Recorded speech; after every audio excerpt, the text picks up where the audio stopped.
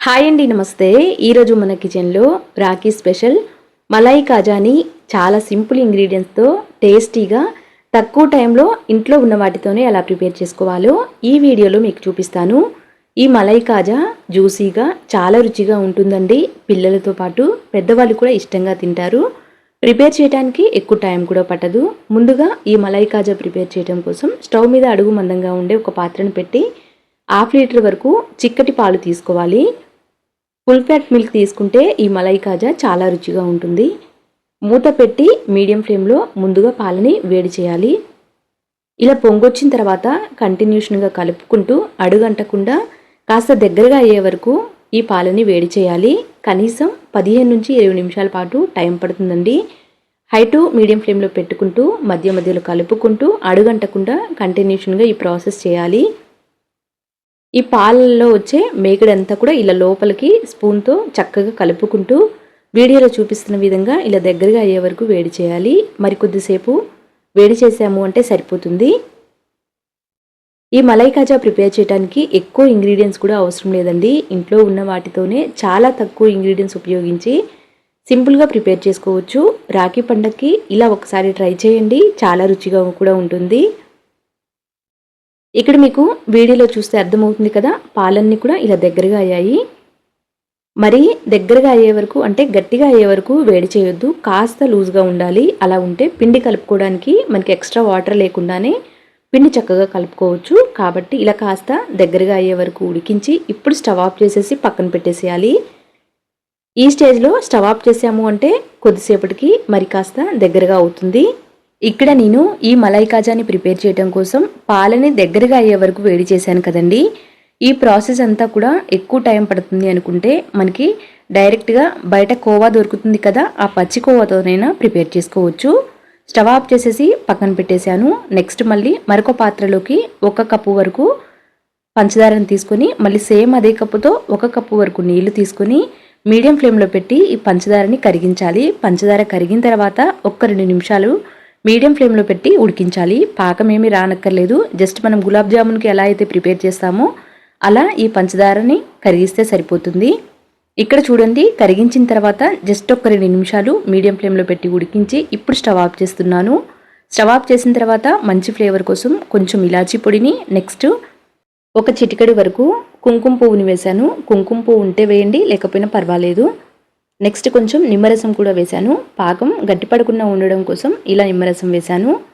అంతా కూడా ఒకసారి కలిపి ఈ పాకాన్ని కొద్దిసేపు పక్కన పెట్టాలి మూత పెట్టి. నెక్స్ట్ ఇప్పుడు మనం ముందుగా ప్రిపేర్ చేసిన ఈ పాలకోవా పూర్తిగా చల్లారుతుంది కదా, ఇలా చల్లారిన తర్వాత 1/2 కప్పు వరకు మైదా పిండిని తీసుకుంటున్నాను. అంతా ఒకేసారి వేయకుండా కొంచెం కొంచెం వేస్తూ పిండి కలుపుకోవాలి. అలాగే చిటికెడు వంట సోడా కూడా వేశాను. ఇలా పిండిని కలుపుకోవాలి చక్కగా చేత్తో. అయితే ఈ పాలకోవాలో ఉన్న తేమతోనే పిండి ఎంతైతే పడుతుందో అంత కలుపుకోవాలి. మనకి ఎక్స్ట్రా వాటర్ కూడా అవసరం లేదండి. ఎందుకంటే పాలకోవా మరీ దగ్గరగా అయ్యే వరకు ఉడికించలేదు కదా, పాలకోవాలో కాస్త తేమ ఉంది కాబట్టి ఆ తేమతోనే పిండి అంతా కూడా చక్కగా కలుపుకోవచ్చు. వీడియోలో చూపిస్తున్న విధంగా ఇలా చక్కగా కలుపుకోవాలి. కలిపిన తర్వాత 5-6 నిమిషాల పాటు మూత పెట్టి పక్కన పెట్టేసాము అంటే ఈ పిండి కాస్త సెట్ అవుతుంది. ఆ తర్వాత మలై కాజా ప్రిపేర్ చేసుకొని ఆయిల్లో వేసి డీప్ ఫ్రై చేసుకోవాలి. ఇక్కడ నేను మూత పెట్టి 5-6 నిమిషాలు మాత్రమే పక్కన పెడుతున్నానండి. ఆ తర్వాత మళ్ళీ మూత తీసి మళ్ళీ ఒకసారి చేత్తో చక్కగా కలిపేసి మనం ఏ సైజులో అయితే మలై కాజా ప్రిపేర్ చేయాలి అనుకుంటామో అంత పిండి ముద్దని చేతిలోకి తీసుకొని రౌండ్గా ప్రిపేర్ చేసుకుంటే సరిపోతుంది. ఇక్కడ నేను ఈ మలై కాజా కోసం ఎక్కువ ఇంగ్రీడియంట్స్ ఏమీ వాడలేదు. జస్ట్ ఇంట్లో ఉన్న పాలు, అలాగే పంచదార, నెక్స్ట్ కొంచెం మైదా పిండి, వీటితోనే ఈ మలై కాజాలని చాలా రుచిగా ప్రిపేర్ చేసుకోవచ్చు. ఈసారి రాఖీ పండగకి స్వీట్స్ బయట కొనే పని లేకుండా ఇంట్లో ఒకసారి ఇలా ట్రై చేయండి. తప్పకుండా పిల్లలతో పాటు పెద్దవాళ్ళు కూడా ఇష్టంగా తింటారు. ఇక్కడ చూడండి, వీడియోలో చూపిస్తున్న విధంగా మరీ పెద్దగా కానీ అలా అని చిన్నగా కాకుండా మీడియం సైజు ఉండే మలై కాజాలని ప్రిపేర్ చేస్తున్నాను. ఇలా రౌండ్గా చుట్టేసి జస్ట్ ఒక్కసారి ఇలా ప్రెస్ చేసాము అంటే సరిపోతుంది. ఇక్కడ నేను తీసుకున్న పాలకి ఒక 8 వరకు మలై కాజాలు ప్రిపేర్ అయ్యాయి. ఇప్పుడు వీటిని నూనెలో వేసి డీప్ ఫ్రై చేయాలి. ముందుగానే ఇక్కడ నేను నూనె పెట్టానండి. లో ఫ్లేమ్లో పెట్టి వేడి చేయాలి. నూనె మరీ వేడిగా ఉన్నప్పుడు కూడా ఇవి వేయొద్దు. జస్ట్ కాస్త గోరువెచ్చగా కంటే కొంచెం ఎక్కువ వేడి ఉంటే సరిపోతుంది. ఇలా వేసేసి అన్నిటినీ కూడా లో ఫ్లేమ్లో వాటంతటికి అవే పైకి వచ్చే వరకు చక్కగా డీప్ ఫ్రై చేయాలి. మలై కాజాలు జనరల్గా కాస్త ఎక్కువ డార్క్ కలర్ ఉంటాయి కాబట్టి లో ఫ్లేమ్లో పెట్టి నిదానంగా కాస్త రంగు మారే వరకు ఓపిక్గా ఫ్రై చేయాలి. ఇలా ఫ్రై అవుతున్నప్పుడు పైనుంచి వేడి నూనె వేసాము అంటే చక్కగా డీప్ ఫ్రై అవుతాయి. మీడియం ఫ్లేమ్లో కానీ హై ఫ్లేమ్లో కానీ పెట్టి ఫ్రై చేసాము అంటే ఇవి లోపల వరకు సరిగా ఫ్రై అవ్వండి. కాబట్టి కనీసం వాటంతటికవి ఇలా పైకి రావాలి అంతవరకు కూడా లో ఫ్లేమ్లో పెట్టి మాత్రమే డీప్ ఫ్రై చేయాలి. కాస్త ఫ్రై అయిన తర్వాత అప్పుడు మీడియం ఫ్లేమ్లోకి టర్న్ చేసి మరికొద్దిసేపు ఫ్రై చేసాము అంటే పూర్తిగా రంగు మారుతాయి. గులాబ్ జామున్ కంటే కూడా ఇంకా ఎక్కువ డార్క్ కలర్ రావాలి. డార్క్ బ్రౌన్ కలర్ వచ్చే వరకు కూడా ఫ్రై చేయాలి. ఇలా వేరొక వైపుకి టర్న్ చేసేసి మరికొద్దిసేపు ఇటువైపు కూడా చక్కగా ఫ్రై చేసాము అంటే సరిపోతుంది. ఈ మలై కాజాల్ని ఫస్ట్ టైం చేసేవాళ్ళు కూడా ఈ ప్రాసెస్తో చేశారు అంటే పర్ఫెక్ట్గా వస్తాయండి. ఇక్కడ చూడండి వీడియోలో చూపిస్తున్న విధంగా ఇలా కలర్ చేంజ్ అయిన తర్వాత ఇప్పుడు వీటిని తీసి మనం ముందుగా ప్రిపేర్ చేసిన పంచదార పాకంలో వేయాలి. పంచదార పాకంలో వేసిన తర్వాత మళ్ళీ స్టవ్ ఆన్ చేసేసి లో ఫ్లేమ్లో కానీ మీడియం ఫ్లేమ్లో కానీ పెట్టి కనీసం ఒక 5-6 నిమిషాల పాటు వీటిని ఉడికించాలి. ఇలా ఫ్రై అయిన తర్వాత కాస్త హార్డ్గా అవుతాయి కాబట్టి ఇలా పాకంలో వేసి కనీసం 5-6 నిమిషాల పాటు లో టు మీడియం ఫ్లేమ్లో ఉడికించాము అంటే పాకం అంతా కూడా ఈ మలై కాజాలు చక్కగా పీల్చుకొని కాస్త మెత్తబడతాయి. మనం చెక్ చేయాలి.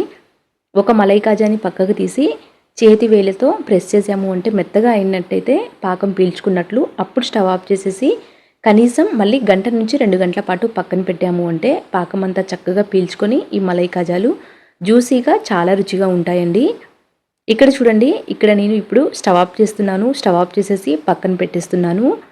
పక్కన పెట్టి ఒక 2 గంటల పాటు పూర్తిగా చల్లారనివ్వాలి. అంటే పాకం పూర్తిగా చల్లారి అంతా కూడా ఈ మలై కాజాలు పీల్చుకోవాలి. ఆ తర్వాత ఇప్పుడు మళ్ళీ చూపిస్తున్నాను. ఇక్కడ చూడండి, ఇలా చక్కగా పాకం పీల్చుకున్న తర్వాత సర్వింగ్ బౌల్లోకి తీసుకున్నాము అంటే చాలా రుచిగా ఉంటాయి.